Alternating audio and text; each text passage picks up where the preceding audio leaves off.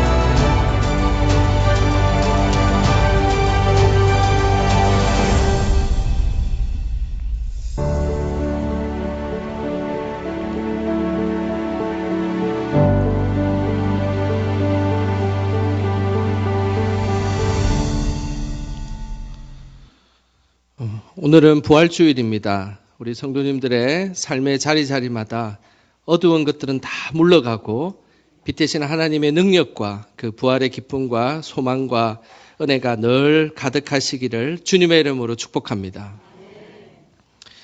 전 세계는 지금 이 시기에 부활절을 보내고 있습니다. 이 부활절 행사의 상징적인 물건이 하나 있습니다. 바로 계란입니다.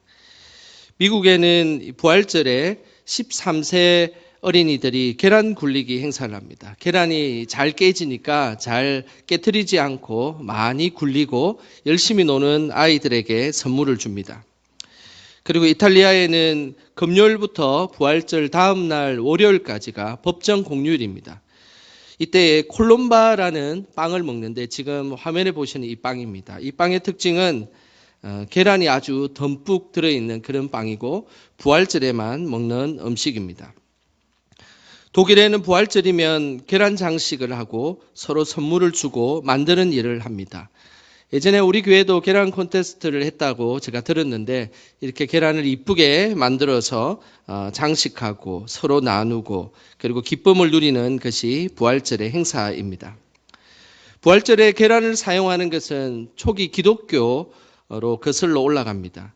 초기 그리스도인들은 40일 동안 금식하고 절제 생활을 하면서 사순절이 끝나는 그 순간에 쉽게 영양을 보충할 수 있었던 계란을 그 당시에 먹었습니다. 그러면서 딱딱한 계란 껍질이 봉인된 무덤을 상징하고 계란을 깨트리는 행위는 예수님의 부활을 상징하는 것으로 받아들여졌습니다. 그러면서 전 세계는 부활절에 계란을 사용하게 된 것입니다. 그런 의미에서 우리 교회도 계란을 준비를 했습니다. 아직 안 받으셨죠? 여러분들도 이제 3부 예배 끝나면 이 계란을 받게 될 터인데 이 계란을 받으시고 서로 부활의 기쁨과 그리고 소망들을 나누시는 시간이 되시기를 바라겠습니다. 우리 그런 의미에서 우리 옆 사람에게 인사 한번 하겠습니다. 예수님 부활하셨습니다. 이렇게 인사 한번 하겠습니다.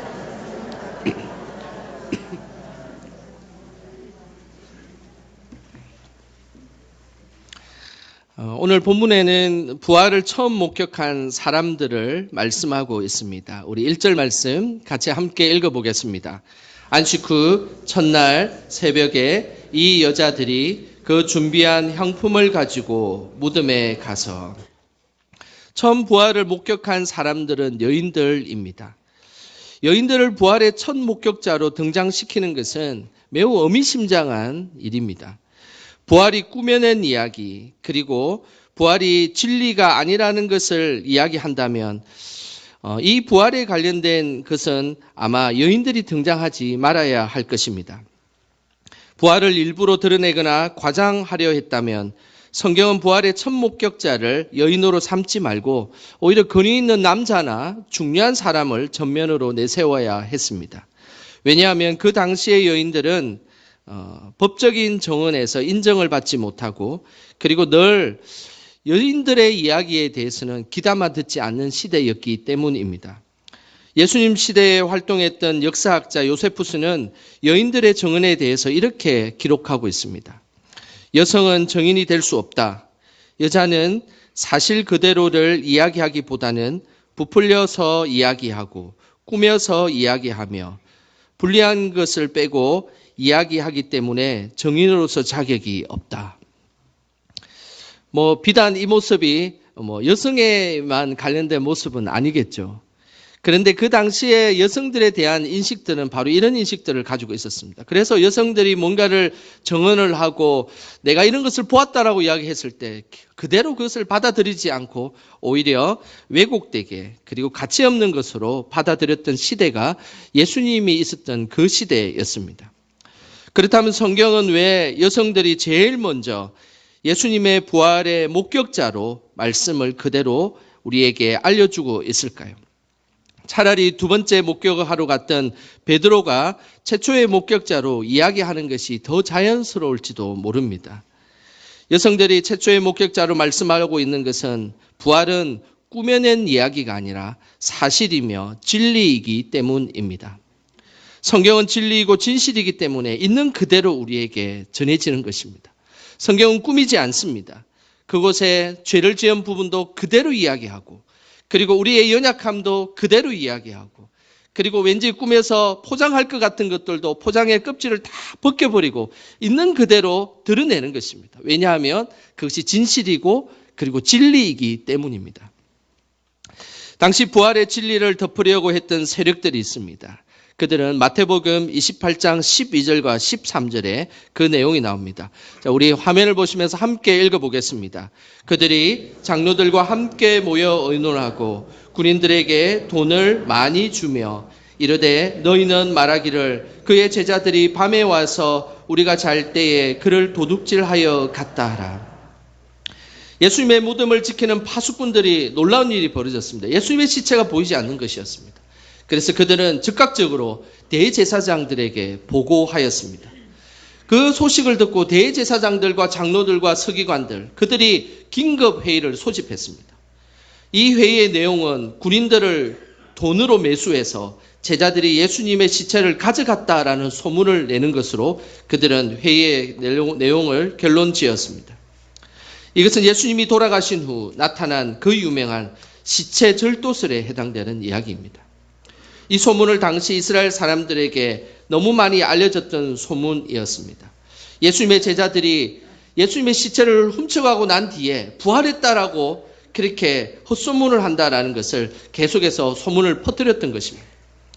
예수님의 부활을 인정하지 않은 사람들이 가장 잘 믿고 싶었던 이야기였던 것이죠. 성경에도 이 사실에 대해서 이렇게 말씀하고 있습니다. 마태복음 28장 15절입니다. 군인들이 돈을 받고 가르친 대로 하였으니 이 말이 오늘날까지 유대인 가운데 두루 퍼지니라. 이 소문은 대제사장과 장로들 때문에 발생한 소문이었지만 아무것도 모르는 유대 사람들은 제자들이 예수님의 시체를 훔쳐갔기 때문에 부활했다라는 그런 정확하지 않는 소문들이 그 당시에 많은 사람들에게 회자되었던 것입니다. 하지만 당시 로마 병사들이 목숨을 바쳐 지키고 있는 그 무덤에 몰래 시체를 꺼내간다는 것은 사실은 불가능한 일이었습니다. 무덤에 돌을 옮기고 시체를 가져간다는 것, 그리고 그것도 로마 병사가 지키고 있는 곳에 몰래 시체를 가져간다는 것은 사실상 힘든 일이었습니다. 최근 이스라엘에서 도로공사를 하다가 예수님 시대에 지어졌던 1세기 무덤이 발견되었습니다. 그림을 한번 보겠습니다. 이 무덤은 이스라엘 머깃도 근처에서 발견된 1세기경 예수님 당시의 무덤이 발견되었습니다. 이 무덤을 잘 보시면 여러분들이 보시는 오른쪽 편, 왼쪽 편인가요? 왼쪽 편에 나와 있는 것처럼 이 큰 돌이 무덤에 항상 그 앞을 가로막고 있고 그리고 무덤을 열려면 이 큰 돌을 움직여야만 했습니다. 그런데 당시 지금에 보는 이 돌에 그 당시 그리고 많이 흔하게 있었던 무덤의 돌의 그 모습은 그리고 무게는 1.5톤에서 2톤 정도 됩니다. 우리 차보다 더 무거운 그런 무게를 지니고 있었죠.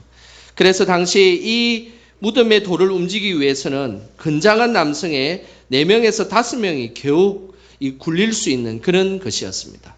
그렇기 때문에 이 무덤의 돌을 든다는 것도 불가능하고 단지 겨우 힘을 다해서 굴려서 그 무덤을 움직일 수가 있었던 것입니다. 그런데 이 큰 돌을 몰래 움직여서 로마 병사들도 모르게 시체를 훔쳐간다는 이것은 그 당시에 있던 사람들로서는 당연히 할 수 없는 일이다라는 것을 인정할 수밖에 없습니다. 그래서 제자들이 로마 병사가 모르게 예수님의 시체를 훔쳐갔다는 소문은 잘못된 것이고 꾸며낸 이야기라는 것입니다. 결국 진리를 덮으려는 거짓 음모들이 당시 난무했지만 그럼에도 불구하고 하나님은 천사들을 보내셔서 진짜 부활의 진리를 말씀해 주셨습니다. 하나님은 천사들을 통해서 어떤 방법으로 부활을 전해 주셨을까요? 그 모습이 6절에 나옵니다. 우리 6절 말씀 같이 함께 읽어 보겠습니다. 여기 계시지 않고 살아나셨느니라. 갈릴리에 계실 때에 너희에게 어떻게 말씀하셨는지를 기억하라. 예수님은 이 부활의 놀라운 소식을 전할 때 부활의 그 놀라운 은혜를 기억할 때 우리는 말씀을 통해서 그것이 기억되기를 바라셨습니다. 이것은 매우 중요한 사실입니다. 우리가 부활을 확신하고 그리고 하나님의 역사를 경험하는 그 순간은 바로 말씀이 기억되는 순간임을 우리는 기억해야 되는 것입니다. 단순히 부활을 믿으라라고 말씀하지 않고 하나님의 말씀을 기억함으로 부활을 믿게 하신 것입니다. 예수님은 제자들에게 반복적으로 하신 말씀이 있습니다. 그것은 바로 내가 이 땅에서 고난을 당하고 고난 당한 후에 십자가에 죽을 것이고 그리고 나서 3일 만에 부활할 것이라는 고난과 죽음과 부활이라는 것을 끊임없이 반복적으로 제자들과 많은 여인들에게 이야기를 했었습니다. 그 내용이 누가복음 9장 22절에 나옵니다. 우리 9장 22절 같이 함께 읽어보겠습니다. 이르시되 인자가 많은 고난을 받고 장로들과 대제사장들과 서기관들에게 버림받아 죽임을 당하고 제3일에 살아나야 하리라 하시고, 예수님은 공생의 기간에 이 내용을 끊임없이 제자들에게 반복적으로 말씀하셨습니다. 내가 고난을 분명히 당할 것이다. 그리고 십자가에 못 박혀 죽을 것이다. 그리고 나서 3일 만에 부활할 것이다. 라는 이것을 제자들과 여인들과 만나는 사람들에게 끊임없이 반복적으로 말씀하셨습니다. 그런데 여인들은 예수님이 돌아가시고 나자 이 부활에 대한 말씀을 새카맣게 잊어버렸습니다. 단지 예수님의 시체에 향품을 바르기 위해 무덤에 찾아온 것입니다. 이런 여인들의 모습을 보고 천사들은 예수님의 말씀을 기억나게 하였습니다. 부활을 믿지 못하고 근심하고 두려워했던 여인들에게 하나님은 예수님의 말씀을 기억나게 함을 통하여서 부활의 확신으로 이어지게 한 것입니다. 그 모습이 7절과 8절에 나오는데 우리 같이 함께 읽어보겠습니다. 이르시기를 인자가 죄인의 손에 넘겨져 십자가에 못 박히고 제3일에 다시 살아나야 하리라 하셨느니라 한데 그들이 예수의 말씀을 기억하고, 여인들에게는 천사가 나타나서 예수님의 말씀을 기억하게 했습니다. 그리고 여인들은 그 천사의 말을 잘 들어보니까 그제서야 그렇구나. 그때 예수님께서 우리에게 부활하신다는 것을 분명하게 말씀하셨는데 바로 그 말씀이 이루어지는 이 장소가 바로 그곳이다라는 믿음의 확신을 갖게 된 것입니다. 하나님은 우리를 끊임없이 말씀을 기억나게 하셔서 우리의 믿음을 세우시는 분이십니다. 하나님의 역사는 말씀이 기억나는 역사입니다. 그리고 성령의 역사도 마찬가지입니다. 성령의 역사는 우리가 기억하지 못하는 하나님의 말씀을 기억나게 합니다. 요한복음 14장 26절 우리 같이 한 목소리로 읽어보겠습니다.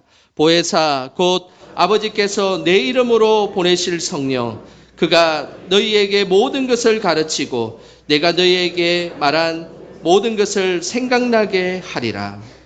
성령의 역사는 다른 것이 아닙니다. 하나님의 말씀을 생각나게 하는 것입니다. 우리가 지쳐있고 힘들어하는 그 순간에 하나님께서 왜 낙심하느냐, 왜 불안해하느냐라고 말씀을 주신다는 것입니다. 그리고 우리가 두려워할 때 두려워하지 말라, 놀라지 말라, 내가 너와 함께 할 것이다 라고 분명한 살아계신 하나님의 말씀을 우리에게 주신다는 것입니다. 내가 힘들고 어려운 순간에 어떤 길을 가야 될지 모를 때도 예수님께서 내가 곧 길이요 진리요 생명이라고 이야기하시면서 내가 어떻게 가야 될지 모르지만 내가 제시한 이 길로 가면 그곳이 참된 길이며 생명의 길임을 우리에게 말씀을 통해서 말씀하신다라는 것입니다.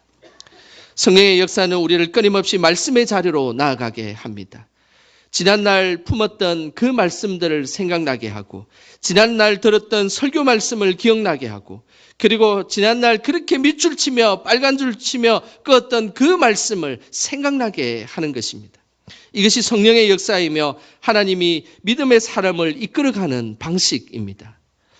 부활 이후 끊임없는 반복된 사건은 성령님께서 제자들에게 다시 말씀을 생각나게 하는 것이었습니다. 에마우로 갔던 그 제자들에게도 주께서 말씀을 다시 생각나게 하셔서 그의 가슴들을 뜨겁게 하셔 주셨습니다. 그리고 베드로도 예수님을 부인할 때 말씀이 생각나서 그가 울며 회개의 자리로 갔던 것입니다. 오늘 부활을 목격한 여인들에게도 하나님은 말씀을 생각나게 하셨습니다. 그러면서 두렵고 근심했던 그들이 오히려 담대하게 하나님의 진리를 전하며 하나님의 말씀을 전하는 자의 증인의 삶으로 나아가게 된 것입니다. 여인들이 진리의 말씀이 생각나자 이들은 부활을 온전히 믿게 되었고 부활을 정언하는 삶으로 살게 되었습니다. 그 모습이 9절에 나옵니다. 우리 9절 말씀 같이 함께 읽겠습니다. 무덤에서 돌아가 이 모든 것을 11사도와 다른 모든 이에게 알리니. 부활에 대한 진리의 말씀이 생각나자 여인들은 무덤을 찾아갔던 그 발걸음이 이제 바뀌어서 무덤을 돌아가고 자신의 집으로 돌아가고 자신의 삶의 자리로 돌아가는 발걸음으로 180도가 바뀌어버린 겁니다.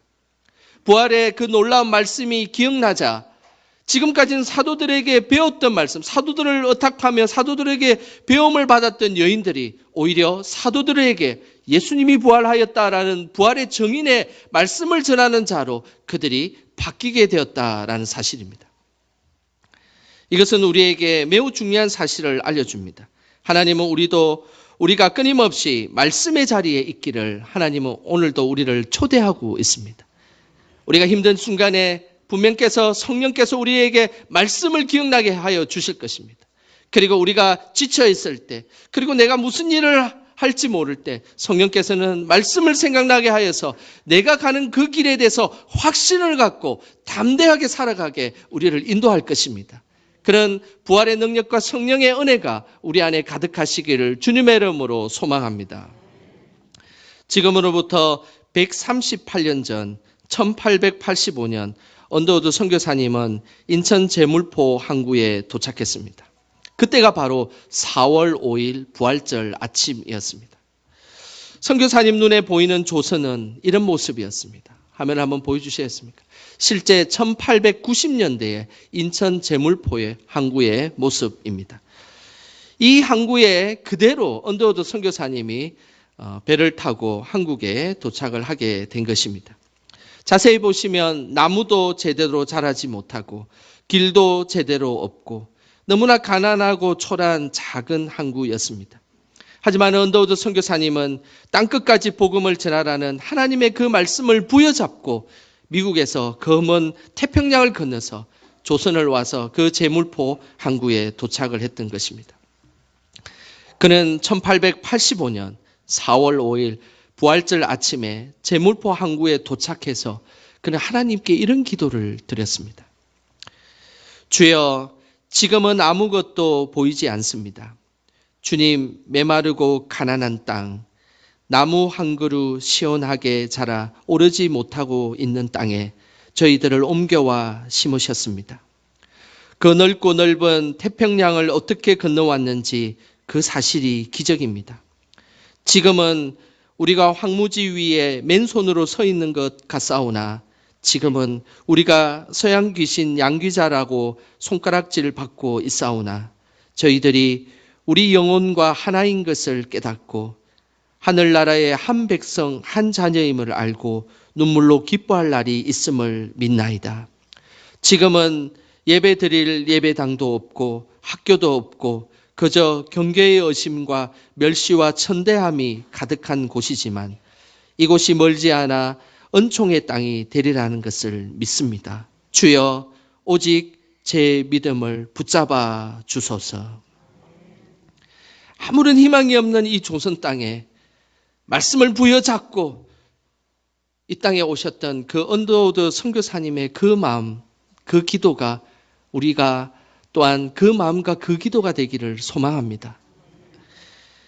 조선 땅에 머물렀던 그 순간은 너무나 힘들고 치욕스러운 순간이었습니다. 하지만은 언더우드 선교사님이 지금 살아있다면 138년 전 부활절 아침에 한 이 기도가 이루어졌음을 보고 얼마나 감격하겠습니까? 진리의 말씀, 진리의 기도는 사라지지 않고 항상 승리하며 하나님의 역사를 이어감을 우리는 기억해야 되는 것입니다.